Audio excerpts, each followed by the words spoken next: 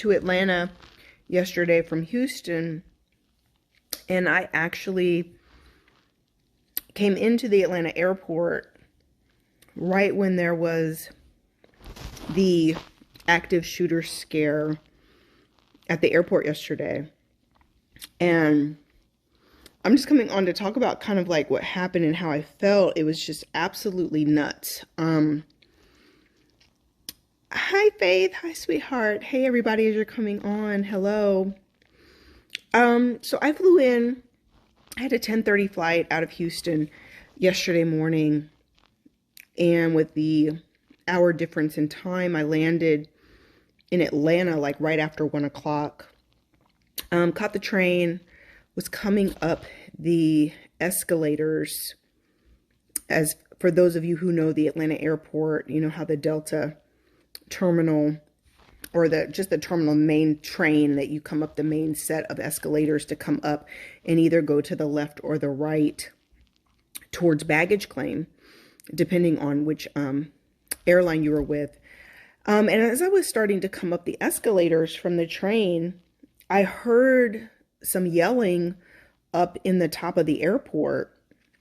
And hey, Madeline, hey guys.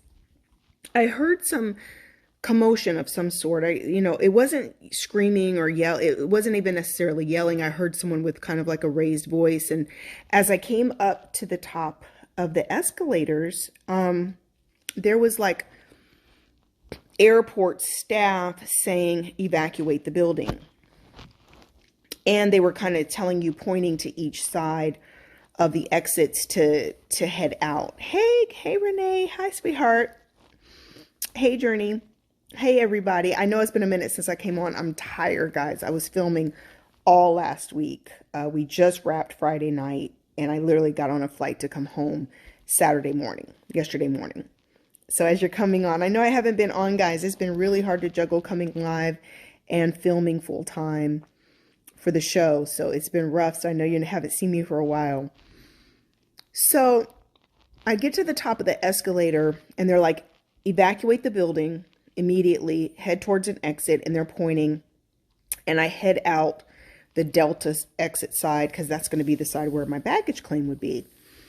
So as I head out that direction, it goes from evacuate, and I think it was police officers that are coming up behind me who are now started yelling, run.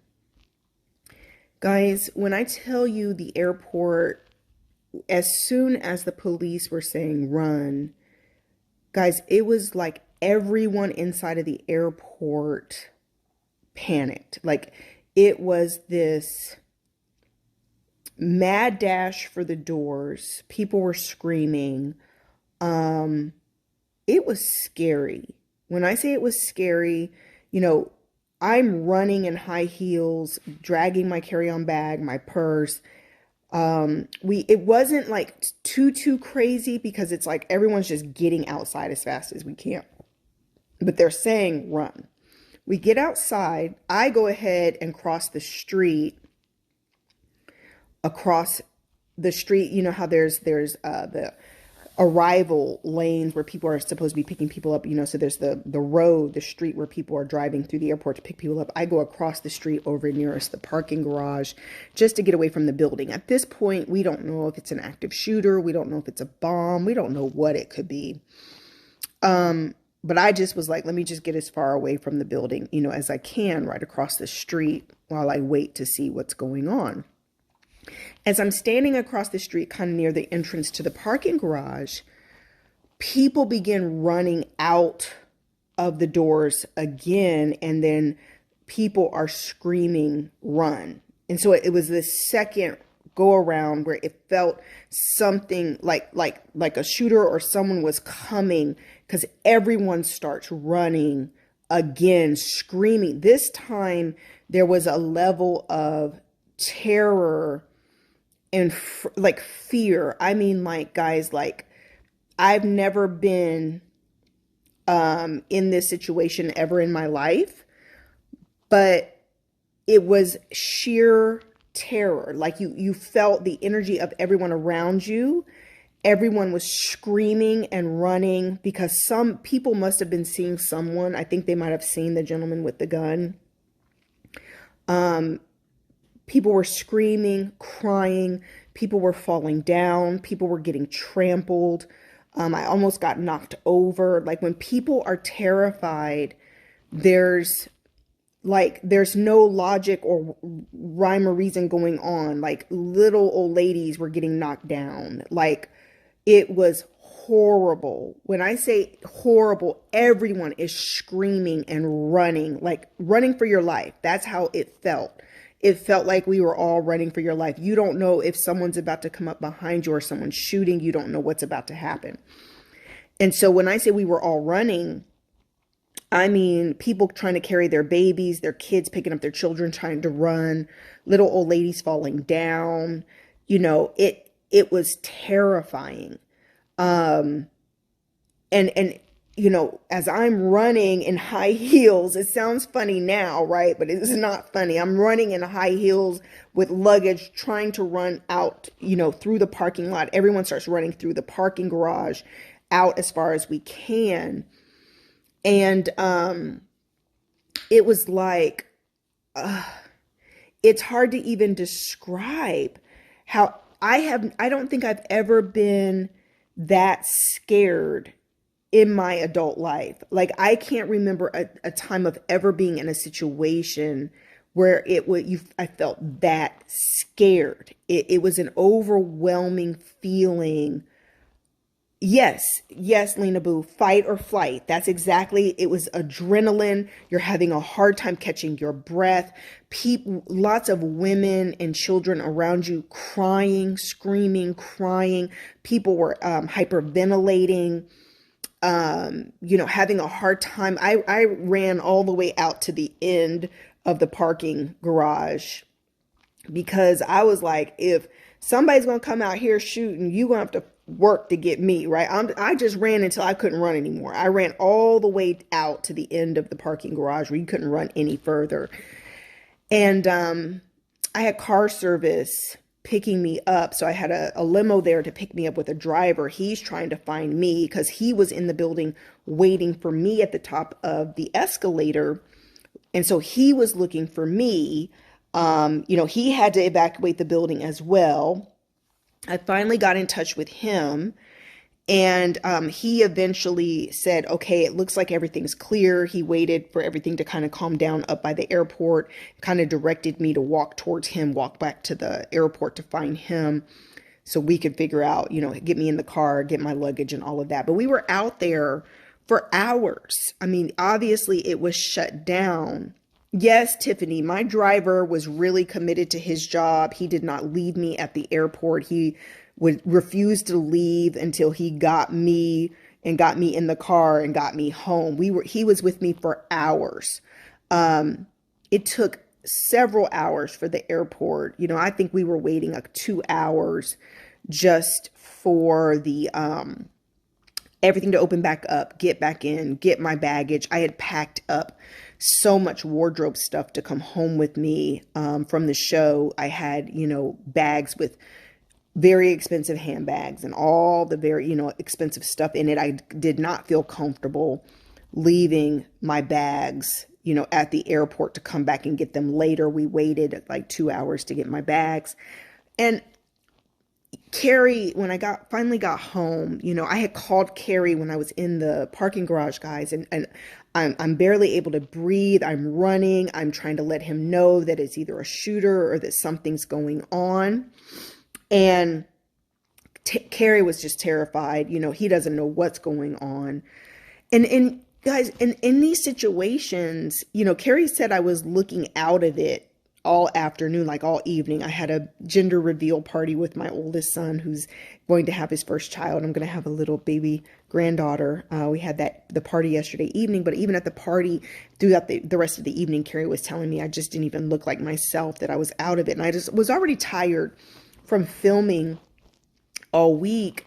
But that experience, guys, like the combination of fear, adrenaline, terror, running, And then also just the experience of terror of everyone around you, you know, I know that there must be people today who were there who went through that experience who have got to be dealing with some type of level of PTSD or, you know, just the after effects of being so afraid. Because this morning, as I began to talk about what had happened to Carrie, kind of revisiting in my mind, I felt myself getting like, you know, kind of emotional or kind of upset. And, you know, so you know that there's people who are really struggling today. And one of the things that I said after this experience was that it's like you never know, right? Like my driver was saying to me, he says it's always been one of his worst fears, like to get one of those phone calls, kind of like back from 911 and different situations where there's been terror attacks and things like that, guys, like to get that phone call that could end up being the last call you get from someone, right? Like if I had called Carrie yesterday, but then something had happened and it would have been that last call for me or something like that. My driver was just telling me that, you know, that's always been one of his worst fears is a situation like that, as he has seen that, you know, in other situations over the years. And it just brings into your awareness how you can be going about living your life. You can be about your day and just doing whatever it is you're doing, and how life can change in the blink of an eye. You know, later in the day, it came out that it was he was in security in the line in the security at Atlanta airport, and he had forgot that he had a gun in his bag, and he put his bag through the x-ray and they saw the gun, and that the TSA agent, you know, pulled him to the side saying, hey, we got to look in your bag. And he told him not to touch the bag. And the gentleman dove into his bag and reaching for the gun, and the gun discharged. So no one was hurt. No one got shot. More like an accidental discharge, but he was scared because he wasn't supposed to have the gun. And, you know, probably going through security forgot somehow that he even had the gun in his bag, and it discharged, and it caused, you know, this whole series of events at the Atlanta airport yesterday. And so although, you know, it's definitely, Andrea bought a badge. Thank you, sweetheart. Although in that situation, I know that there were definitely people who got injured yesterday because people were getting trampled. People were falling down. I almost fell down. A big man ran through, pushing me over. You know, like I said, when people are scared, guys, you know, the survival instinct kicks in. You're not paying attention to who you're bumping into or pushing over. People were scared. And I love you too, Andrea. I love you too, baby. And it just, you know, it brings into focus and into awareness of how our lives can change in the blink of an eye. And you think that these are things that could happen to someone else, or it's something that you see on the news, or something you see happen to other people, guys. Hi, Kia. Hi, sweetheart. But it can happen to you in the blink of an eye. Have enjoyed my first class flight into Atlanta. I'm going to meet my driver to pick me up, to take me home, to see my husband and my puppies and my family for the holiday. I just got done filming for the week. I'm living my best life, y'all. Right? I'm living my best life. I'm doing great. Everything's wonderful. Having a gender reveal party for my first grandchild that evening. And as I'm coming up the escalators, life can change in the blink of an eye. And you don't know when, where, how. Thank God this was not a real active shooter situation, that people were not killed yesterday, that it wasn't a terror situation, right? That because you can only imagine at one of the largest, busiest airports in the world, how much, you know, innocent people and casualties there could be in that kind of a situation, you know. But it brings into perspective, guys, how we need to be living our lives grateful. We need to be living our lives day by day. When I think about how much worry or concern you give to things that don't really matter at the end of the day, right?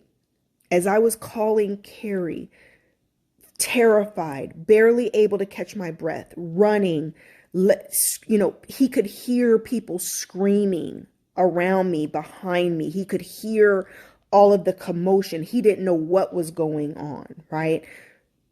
Tomorrow is not promised to any of us. Tomorrow is not promised for anybody. And it's like, we've got to live our lives from a place of gratitude, and we have to live our lives from a place of recognizing that there's no time to procrastinate. There's no time for you to keep dwelling on the things that hold you back from living your best life, the things that are keeping you stuck where you don't want to be. You better make the most of every single day that God has given you, because you never know. And how guilty are we of being comfortable? How guilty are we of feeling like we have time, feeling the arrogance, right? The arrogance of feeling like you have time. You don't have to worry about it. You'll get to it. I'll figure it out. I'll get there. Whatever you tell yourself that keeps you feeling like there's no sense of urgency for you to be doing whatever it is you're supposed to be doing. Guys, listen, like I say, yesterday was scary. I'm still dealing with the emotions from all of that adrenaline, and then being an empath, being around people who were absolutely terrified. Little grandmas getting pushed down on the ground, right? Just, guys, it was horrible. Horrible. There's not words to express. The only thing that could have been worse than what I went through yesterday, the only thing that could have been worse is if it was really, truly an active shooter and people were getting shot. I mean, because all of the fear and the terror and the panic and the just absolute terror that everyone was feeling, because the feeling that comes over you, you don't know what's happening, you don't know who's behind you, you don't know what's coming at you. All of those emotions taking over, flooding your mind, your body, your heart. I was exhausted. When I got home yesterday, guys, I mean exhausted from running, the adrenaline, all of it. It was just too much. It was just absolutely horrible. So we need to be hugging our loved ones extra tight. We need to be, listen, you need to be appreciating every person in your life that you love, that loves you. We need to be appreciating right where we're at in life. I don't care how much you got, how much you don't got. Wherever you're at in life, appreciate where you're at. Because things can change in the blink of an eye. I didn't expect to be in the middle of that yesterday afternoon, right? I did not at all. So anyway, I love you guys. I'm sitting here vegging out. I'm about to pour me a glass of wine this afternoon. Carrie took me to breakfast this morning. I was exhausted. I was still exhausted this morning. Carrie took me to breakfast. He had a wedding to perform today, and I was supposed to be going with him, but I'm tired. I was like, I can't do it, babe. I can't do it today. I got to just chill. I'm about to pour me a glass of wine, watch my little Christmas movies, play with my puppies, plan my Thanksgiving dinner with my family, my children, and relax. Get ready for our next round of filming as soon as I hit back to Houston after the holiday. Guys, just love on yourself, love on everybody in your family, in your circle. Love on everyone, because not just because it's Thanksgiving, not just because it's the holidays, but because you are blessed to have the people you have in your life, and you are blessed to have life because somebody didn't wake up this morning. All right. I love you guys. Mwah. Blessings in abundance. I will talk to you guys soon. I'll check back in over the holidays. You'll see more of me. I got to post a bunch of pictures from filming this past week and some of the looks we did, and accessories from some of the sponsors and people that have started sponsoring me out of Houston. I thank you so much for all of our sponsors and wardrobe and everything that's coming your way. All right. I love you guys. Mwah. Love you. Talk to you soon. Bye-bye. Love you. Bye-bye.